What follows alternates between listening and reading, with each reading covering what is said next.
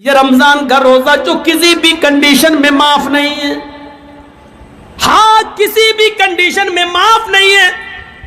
رخصتی تو ہے لیکن معافی نہیں ہے. اگر بیمار ہو چھوڑ دو، لیکن بیماری ٹھیک ہو جانے کے بعد چھوٹے ہوئے روزے کو پورا کرنا ہے. سفر میں ہو چھوڑ دو، بعد میں پورا کرنا ہے. یہ روزہ اتنا زبردست فریضہ ہے کہ رمضان کے مہینے میں اگر عورتیں پیریڈ سے ہو جائیں، ان کو مہینہ شروع ہو جائے تو وہ نماز بھی چھوڑیں گی اور روزہ بھی چھوڑیں گی.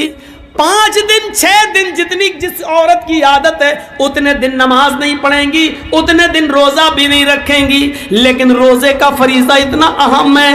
اسلام یہ کہتا ہے کہ جب عید کے بعد وہ صحیح ہو جائیں، نہا لیں، پاک ہو جائیں، تو چھوٹے ہوئے روزے تو وہ پورے کریں گی، لیکن ان دنوں کی چھوٹی ہوئی نمازیں وہ پوری نہیں کریں گی. نمازیں معاف ہیں، یعنی چھوٹی ہوئی نمازیں ان دنوں کی ان عورتوں کو پورا کرنے کا حکم نہیں دیا، وہ ان کے اوپر سے معاف کر دی گئی ہیں. لیکن چھوٹے ہوئے روزوں کو ان کو ہر حال میں پورا کرنا ہوگا. جرجیت صاحب روزہ رکھتے رکھتے بیمار ہو گئے، 2 روزے چھوٹ گئے. سوچتے تھے کہ عید کے بعد رکھ لیں گے، لیکن 2 روزے جرجیت صاحب نہیں رکھ پائے. محرم کا مہینہ شوال کا مہینہ جانے سے پہلے انتقال ہو گیا. جرجیت صاحب کے جو 2 روزے چھوٹ گئے ہیں ان کو پورا رکھنا تھا، بیماری کی وجہ سے چھوٹے، ان کو پورا رکھنا تھا دوسرا سال روزہ آنے سے پہلے، لیکن انتقال ہو گیا. تو یہ مرنے کے بعد بھی میرے اوپر سے معاف نہیں ہے. اب یہ چھوٹے ہوئے 2 روزے میری اولاد پورا کرے گی، میری بیوی رکھے گی، میری بہن رکھے گی، میرا باپ رکھے گا، میرے خون کا کوئی رشتہ ہوگا وہ رکھے گا. غور کیجئے، یہ اتنا زبردست فریضہ ہے یہ روزہ جو کسی بھی کنڈیشن میں معاف نہیں ہے. بہت زیادہ کوئی بوڑھا آدمی ہے جو روزہ ہی نہیں رکھ سکتا ہے، اس کے اوپر سے بھی معاف نہیں ہے. ہاں روزہ نہیں رکھے گا لیکن ہر ایک دن کے روزے کے بدلے میں مال فدیہ دے گا. ایک مسکین کھانا کھلائے گا، ایک فقیر کو کھانا کھلائے گا، پیٹ بھر کے اس کو کھانا کھلانا ہے. اب چاہے تو 30 دن کا اکٹھا اس کو دے دے، یا 30 دن اپنے گھر میں بلا کر کھلائے، یا 30 دن کے کھانے کا راشن اس غریب آدمی کے گھر میں پہنچا دے. لیکن راشن پہنچانے سے پہلے سمجھ لینا، صرف چاول پہنچاؤ گے تو نہیں چلے گا. راشن جب پہنچاؤ گے تو 30 دن کا پورا راشن پہنچانا پڑے گا. یہاں اس میں دال بھی شامل ہے، چاول بھی شامل ہے، سبزی بھی شامل ہے، یہاں تک کہ تیل اور مرچ مسالہ، یہاں تک کہ نمک، یہاں تک کہ چولہے میں جلنے والی لکڑیاں بھی اس میں شامل ہیں. یہ پورا کا پورا خرچہ آپ کو 30 دن کے روزوں کا اس کو دینا پڑے گا. یہ روزہ اتنا بڑا فریضہ ہے جو کسی بھی کنڈیشن میں معاف نہیں ہے میرے بھائیوں. لیکن اسلام یہ کہتا ہے جرجیت صاحب بیمار ہیں، جرجیت صاحب روزے سے ہیں. جرجیت صاحب کے بغل میں پڑوس میں رادھے کرشنا نام کا آدمی رہتا ہے، اس کا بیٹا بیمار ہے، اس کو آپریشن کی ضرورت ہے. ڈاکٹر نے کہہ دیا ارجنٹ 1 بوتل خون کی ضرورت ہے، 1 بوتل بلڈ کی ضرورت ہے. اس کے گروپ کا بلڈ چاہیے، اس کے گروپ کا بلڈ نہیں مل رہا ہے. جرجیت صاحب کا بلڈ گروپ وہی ہے جو اس ہندو لڑکے کا ہے. اسلام یہ کہتا ہے اس کی فوراً جان بچانے کے لیے جرجیت صاحب آپ فوراً ہاسپٹل جائیے، 1 بوتل بلڈ دیجئے اور جلدی سے اس کو چڑھوائیے اور اس کی جان بچائیے. جرجیت صاحب کہنے لگے 1 بوتل خون دیں گے تو روزہ ٹوٹ جائے گا. اسلام یہ کہتا ہے کہ یہاں پر کسی کی جان بچانے کے لیے اپنے روزے کو توڑ دو. ایک غیر مسلم بچہ ہے، انسانیت کا تقاضا ہے، روزہ بعد میں پورا کیا جا سکتا ہے لیکن وقت پر اگر بلڈ نہ ملا تو اس کی جان چلی جائے گی، اس کو فوراً بلڈ دو. جرجیت صاحب کو اپنا روزہ توڑنا پڑے گا اور روزہ توڑ کر بلڈ دے کر اس کی جان بچانا پڑے گی. میڈیا والوں لکھو اور بیان دو، اسلام یہ शिक्षा देता है, इस्लाम ये तालीम देता है, तुम्हारी तरह नहीं कि राम का नाम बदनाम करो, पेड़ से बांध दो, जय श्री राम के नारे लगाओ, मस्जिदों से भी गुजरो तो राम का नाम लगाते हुए गुजरो, ये नारा लगाते हुए सुनो। अगर तुम्हारे अकीदे के मुताबिक रामचंद्र जी जीवित हैं, जिंदा हैं, तो यकीन मानो कि उनकी आत्मा अंदर से कितनी दुखी हो रही होगी, उनकी आत्मा अंदर से कितनी रो रही होगी कि मैंने तो अपने शागिर्दों को, अपने चेलों को ऐसा राम धर्म बनाने के लिए नहीं कहा था, ऐसा तो नहीं कहा था, लेकिन आज ये कितने गिर चुके हैं कि अपने स्वार्थ के लिए हमको मस्जिदों के बाहर भी नीलाम कर रहे हैं। जरा तसव्वुर कीजिए, ये इस्लाम है जो हमें जोड़ता है, ये इस्लाम है जो हमें मानवता और इंसानियत से जोड़ता है। ये इस्लाम ही है जो कहता है वल्लाही ला युमिन, अल्लाह की कसम वो मोमिन नहीं। हजरत आयशा पूछती है कौन मोमिन नहीं, और अल्लाह के नबी कहते हैं वो मोमिन नहीं जो खुद पेट भर के खाना खा ले और उसका पड़ोसी भूखा सो जाए। और पड़ोसी में हिंदू और मुसलमान की कोई कैद नहीं लगाई, पड़ोसी है चाहे वो जो भी हो। हजरत अब्दुल्लाह इब्ने उमर बड़े सहाबी गुजरे हैं, उनका पड़ोसी यहूदी था, उनके घर बच्चा पैदा हुआ। किसके? अब्दुल्ला इब्ने उमर के घर में डिलीवरी हुई, विलादत हुई, बच्चा पैदा हुआ। 7वें दिन उन्होंने अपने बच्चे का अकीका किया। जब 2 जानवर ले आए और घर में बांध दिया तो अपनी बीवी से कहा देखो बीवी, जब 7वें दिन ये बकरे दोनों ज़िबा होंगे और गोश्त पक जाएगा तो पड़ोसी को ज़रूर पहुंचा देना। पड़ोसी कौन था? यहूदी। ज़रा इस बात को सुनते रहिएगा, पड़ोसी कौन था? यहूदी। और अब्दुल्ला इब्ने उमर क्या कह रहे हैं? पड़ोसी को ज़रूर पहुंचा देना। बीवी ने कहा ठीक है। जब अकीके में 5 दिन रह गए तो कहा देखो जब ये जानवर ज़िबा होंगे, गोश्त पक जाए तो पड़ोसी को ज़रूर दे देना। बीवी ने कहा ठीक है। जब अकीके में 2 दिन रह गया तो उन्होंने कहा देखो अब 2 दिन रह गए अकीके में, जब जानवर ज़िबा हो जाए और गोश्त पक जाए तो तुम पड़ोसी को ज़रूर पहुंचा देना। बीवी ने कहा ठीक है। आज अकीके का दिन आ गया। अब्दुल्ला इब्ने उमर ने दोनों जानवरों पर छुरी चलाई और फरमाया बीवी जब गोश्त पक जाए तो पड़ोसी को ज़रूर पहुंचा देना। बीवी ने कहा ठीक है। अब खाल उतारने लगे, खाल उतर गई, गोश्त की बोटियां होने लगीं। कहा देखो बीवी जब गोश्त पक जाए तो पड़ोसी को ज़रूर पहुंचा देना। और जब गोश्त पकने लगा, हांडी पर रख दिया पकने के लिए, तो बार बार ढक्कन उतार कर देखने लगे। बीवी ने कहा क्या हुआ? कहा देख रहा हूँ। कहा क्यों? पकने में थोड़ा टाइम लगेगा। कहा मैं देख रहा हूँ कि कितना रह गया है, देखो जब पक जाए तो पड़ोसी को ज़रूर पहुंचा देना। अब बीवी को गुस्सा आ गया। 7 दिन से इनकी टर टर टर टर सुन रहे हैं।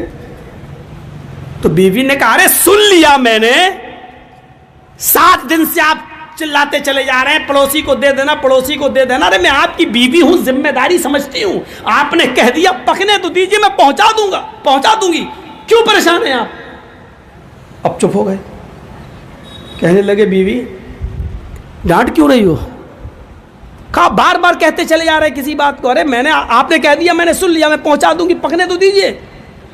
कहा देखो मेरी बीवी बात ये नहीं है, बात यह है कि अल्लाह के नबी सल्लल्लाहु अलैहि वसल्लम ने जुमे का खुतबा दिया था, मैं उस वक्त मस्जिद में मौजूद था और अल्लाह के नबी सल्लल्लाहु अलैहि वसल्लम ने पड़ोसियों के हुकूक बताना शुरू किए। ये हक, इसके बाद ये हक, इसके बाद ये हक। आपने इतने हक बताए, इतने हक बताए कि ऐसा लग रहा था कि कुछ छूट ही नहीं गया। अब रह क्या गया है? अब ऐसा लग रहा था कि अब अल्लाह के नबी जो भी बोलेंगे कहीं ऐसा ना हो कि आगे ये बोल दें कि जिस मकान में तुम रहते हो उस मकान में भी पड़ोसी का इतना इतना हिस्सा है, इतना हिस्सा तुम्हारे पड़ोसी का।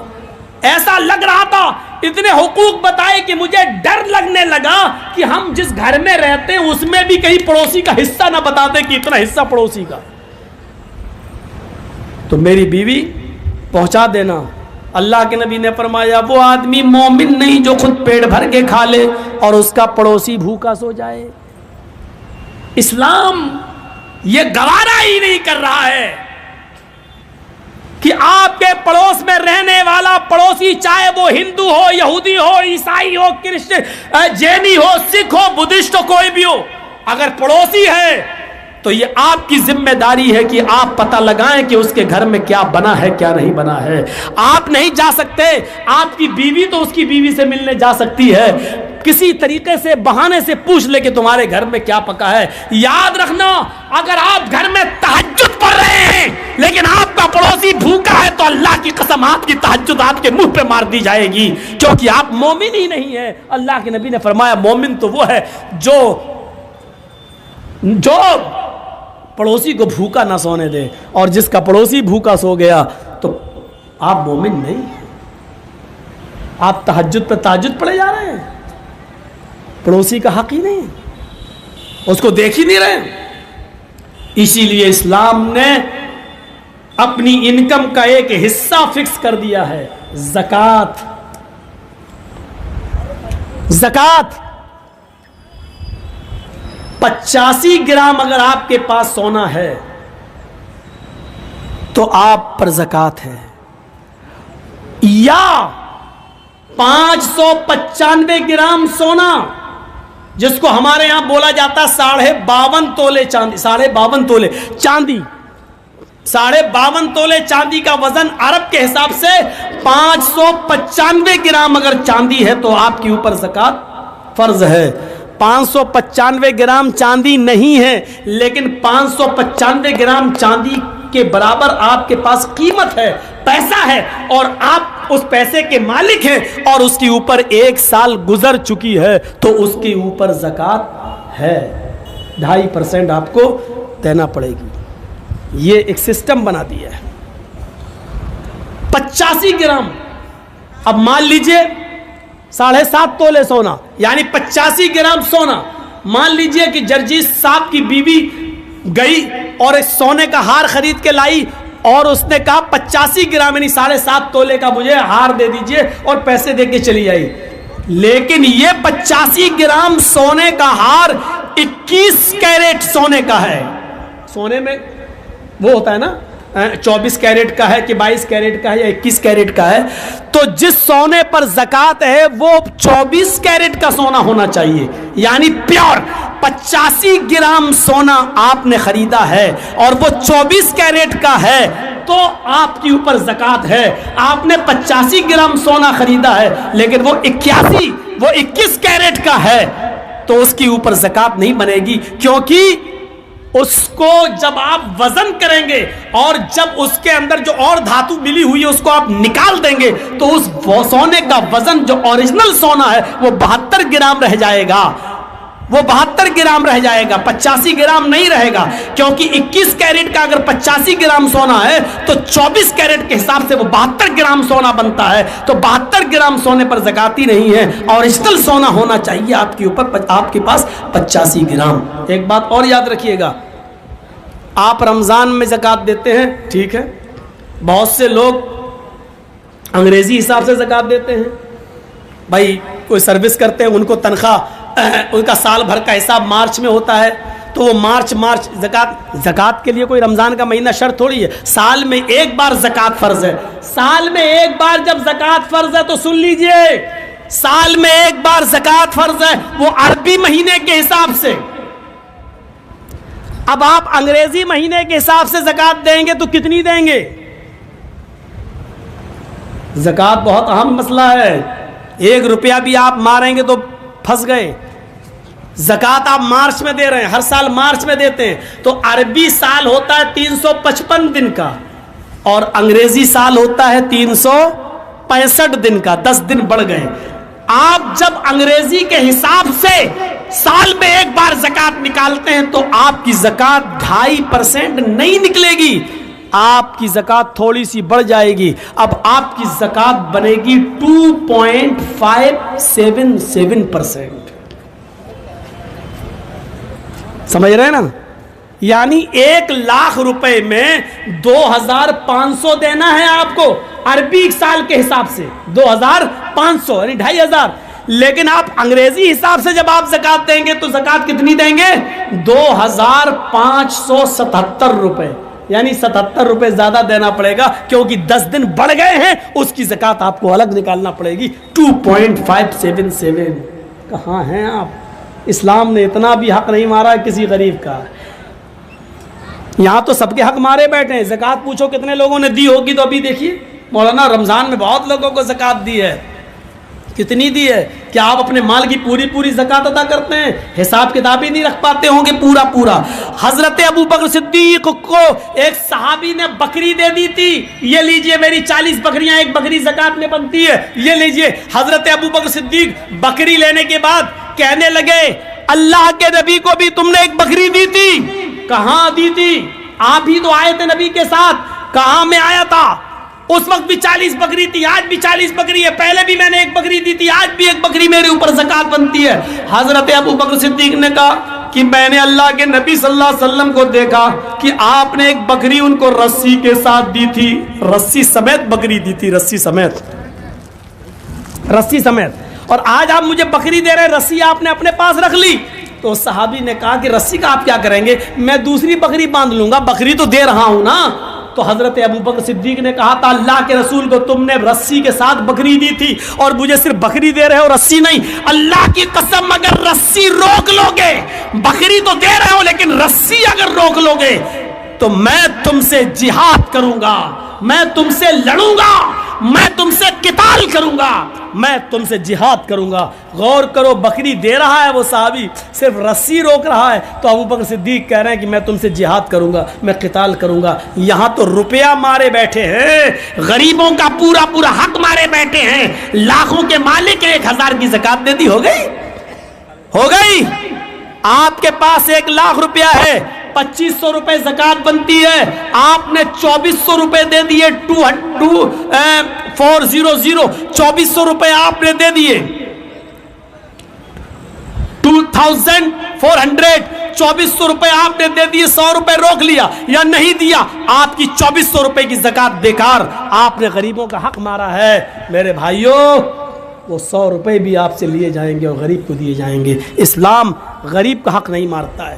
اللہ کہتا ہے میرے پاس میرا حق مار کے آؤ گے, قیامت کے دن میں اپنا حق معاف کر سکتا ہوں, لیکن کسی غریب کا حق مار کے آؤ گے تو میں معاف نہیں کروں گا. نماز میں اور روزے میں کچھ کمیاں ہو جائیں تو قیامت کے دن اللہ معاف کر سکتا ہے, لیکن کسی کا حق مارا ہوگا. ہمارے اٹاوا میں ایک آدمی وضو بنا رہا تھا, میں مسجد میں وضو بنا رہا تھا, تو ایک روزے کی حالت میں, تو ایک نوجوان تھا, کلا کرتے کے وقت وضو بنانے کے بعد ہم سے کہنے لگا مولانا ایک مسئلہ بتاؤ. میں نے کہا جی بولیے. یہ وضو کرتے ہیں جو کلا کرتے ہیں نا, کلا کیا تو یہ پانی تھوڑا سا چپک جاتا ہے زبان میں. بھائی کلا کریں گے ایسے جب کریں گے تو اب پانی تو زبان میں تھوڑا سا لگ ہی جائے گا نا, ایسے تو کوئی نہیں کرتا ہے. پانی کو تھوک رہا ہو تو پانی زبان میں لگ جاتا ہے. اگر وہ پانی کسی طریقے سے حلق کے اندر پہنچ جائے, پانی کا قطرہ, وضو بناتے وقت جو پانی زبان پہ رہ جاتا ہے وہ قطرہ بن کے اگر حلق کے نیچے چلا جائے تو کیا اس سے روزے پر کوئی فرق پڑے گا؟ میں نے کہا تم نے مسئلہ بہت اچھا پوچھا, میں کل جمعے کے خطبے میں اس مسئلے کو بتاؤں گا تاکہ سب کو معلوم ہو جائے. کہنے لگا ابھی مجھے بتا دیجئے. میں نے کہا یار تمہیں بتاؤں گا تو میں اکیلے معلوم ہوگا, تم نے بہت اچھا مسئلہ پوچھا, کل جمعے کا خطبہ ہے, میں شاہی جامع مسجد میں خطبہ دوں گا تو تمہیں بتا دوں گا. کہنے لگا ٹھیک ہے. اگلی صف میں بیٹھا تھا وہ آدمی.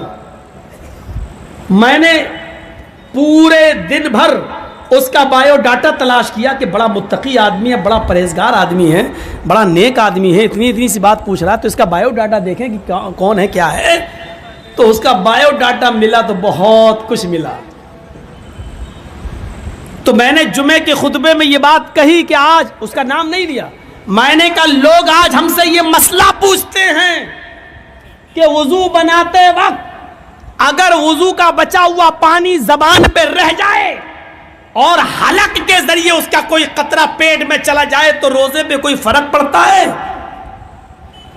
पानी के एक कतरे को हलक के जरिए पहुंच जाने पर उनको लगता है कि रोजे पर कोई फर्क पड़ता है या नहीं, ये मसला वो पूछते हैं जो अपनी बहनों का हक मारे बैठे हैं, अपनी बेटियों का हक मारे बैठे हैं जमीन और जायदाद में। जब उनकी जिंदगियों पर माँ अपनी बहन और बेटियों का हक मारने से उनकी जिंदगियों पर कोई फर्क नहीं पड़ रहा है, ऐसे लोग ये मसला पूछते हैं कि पानी का एक कतरा अगर हलक के नीचे उतर जाए तो रोजे पे कोई फर्क पड़ेगा या नहीं पड़ेगा।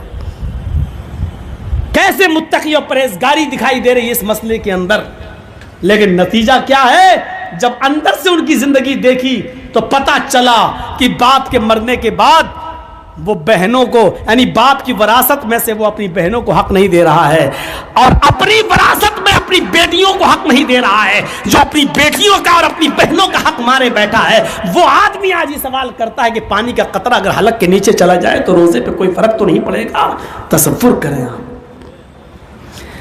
आप अपनी बहन को 1 लाख नहीं 1 करोड़ का जहेज दे दो, लेकिन बाप के मरने के बाद बाप की विरासत में भी बहन हिस्सेदार रहेगी, और बाप की विरासत में तुम्हें जो हिस्सा मिलेगा तुम्हारे मरने के बाद तुम्हारी विरासत में से भी बहन हिस्सेदार रहेगी। यानी बाप की विरासत में से भी हिस्सा मिलेगा और भाई की विरासत से में भी बहन को हिस्सा मिलेगा, और जब बहन की शादी होगी तो शौहर की विरासत से में भी बीवी को हिस्सा मिलेगा, और बेटा अगर मर गया तो बेटे की विरासत से में भी उसकी माँ का हिस्सा बनेगा।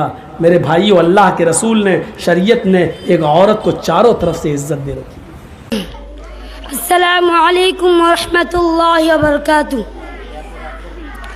अल्हम्दुलिल्लाहि कफ़ा व सलामुन अला इबादिहिल्लज़ीना इस्तफ़ा अम्मा बाद। अऊज़ु बिल्लाहि मिनश शैतानिर रजीम।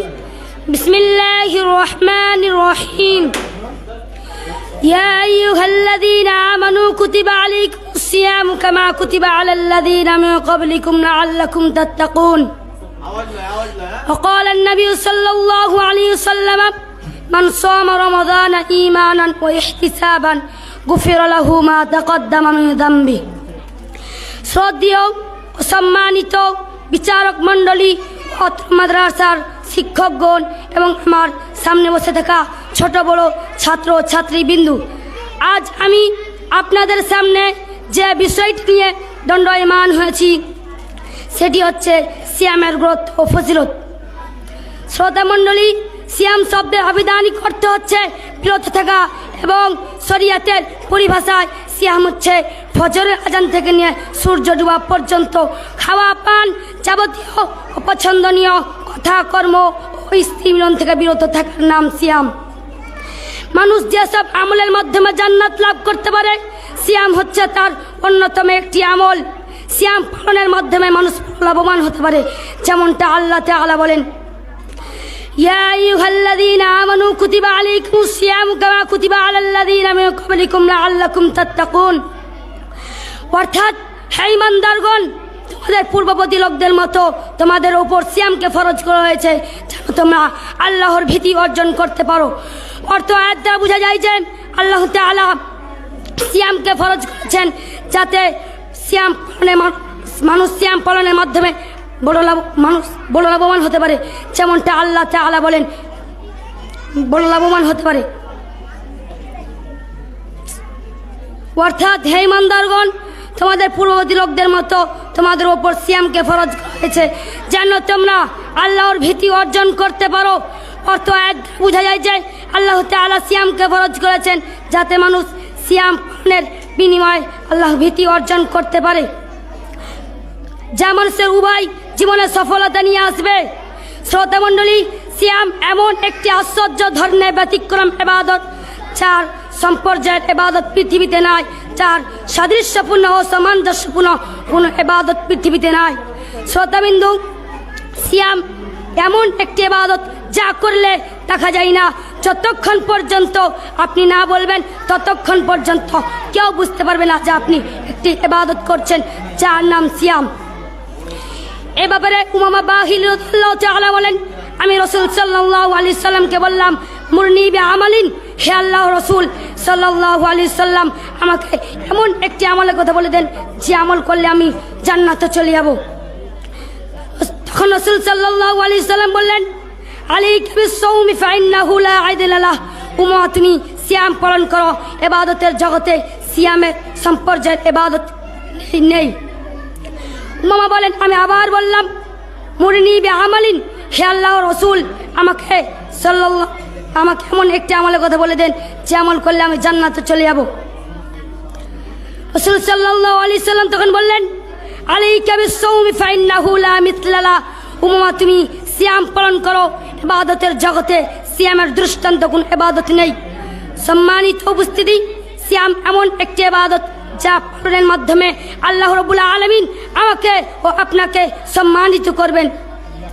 এই মর্মে রাসূল সাল্লাল্লাহু আলাইহি সাল্লাম বলেন, عن سهل بن سعد عن النبي صلى الله عليه وسلم قال إن في الجنة بابا يقال له الريحان يدخل منه الصائمون يوم القيامة لا يدخل منه أحد غيرهم فإذا دخلوا غلق فلم يدخلوا منه أحد। সাহাল ইবনে সাদ রাদিয়াল্লাহু তাআলা বলেন, নবী করিম সাল্লাল্লাহু আলাইহি সাল্লাম বলেছেন, জান্নাতে একটি দরজা রয়েছে যার নাম রায়হান। কিয়ামতের দিন সে দরজা দিয়ে শুধু সিয়াম পালনকারী প্রবেশ করবে, তার ব্যতীত অন্য কেউ সে দরজা দিয়ে প্রবেশ করবে না। তারা প্রবেশ করলে সে দরজা বন্ধ করে দেওয়া হবে, আর কেউ সে দরজা দিয়ে প্রবেশ করবে না।